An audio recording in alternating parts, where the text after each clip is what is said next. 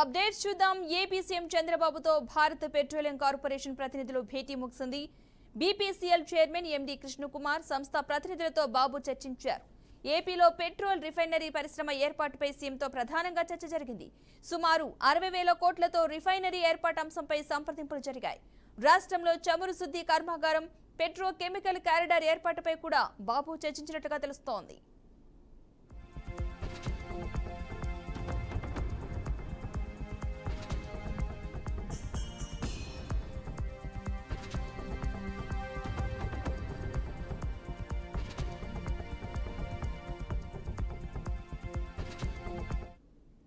ఇటీవల ఢిల్లీ పర్యటనలో భాగంగా కేంద్ర పెట్రోలియం శాఖ మంత్రి హర్దీప్ సింగ్ పురితో సీఎం చంద్రబాబు భేటీ అయ్యారు. మచిలీపట్నంలో బీపీసీఎల్ రిఫైనరీ ఏర్పాటు చేయాలని సూత్రప్రాయంగా నిర్ణయించారు.